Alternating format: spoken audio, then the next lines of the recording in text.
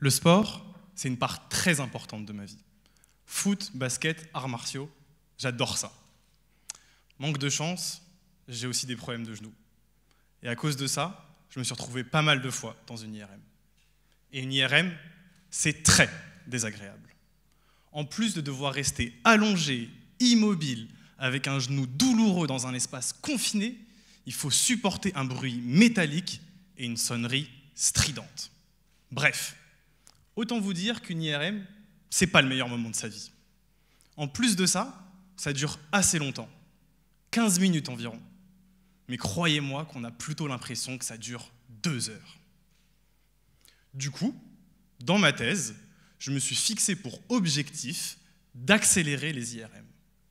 Non seulement ça permettra de les rendre plus supportables, mais aussi de les prescrire plus souvent. Pour y arriver, je conçois des algorithmes d'intelligence artificielle. Et ce qu'il y a de nouveau avec mes algorithmes, c'est qu'ils prennent en compte les particularités de l'IRM.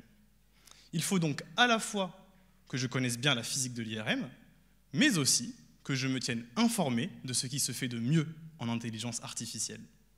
À l'aide de ces connaissances, je développe mes algorithmes dans un langage informatique, Python.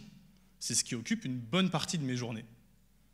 Une fois codé, j'entraîne ces algorithmes sur l'ordinateur le plus puissant de France. Et l'entraînement se passe un peu comme un entraînement de foot. Je suis en quelque sorte le Didier Deschamps de l'imagerie par résonance magnétique, le DD de l'IRM. Je commence déjà par la préparation.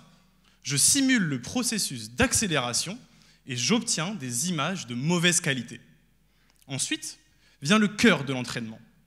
Je montre ces images à mes algorithmes et leur but, c'est de les corriger pour qu'on ne fasse plus la différence avec une image classique.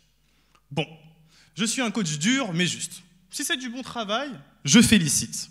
Sinon, c'est carton jaune. Une fois l'entraînement fini, je m'assure qu'ils vont assez vite et qu'ils génèrent des images de bonne qualité. En effet, il ne faut pas confondre vitesse et précipitation. Lors du match de dimanche, mes algorithmes sont opposés à ceux des autres chercheurs et des radiologues jugent lesquels obtiennent des images de meilleure qualité. Si vous aussi, vous avez envie d'accélérer les IRM avec l'intelligence artificielle, c'est possible.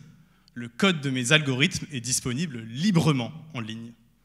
Qui sait, l'un d'entre vous arrivera peut-être à les faire passer en division supérieure.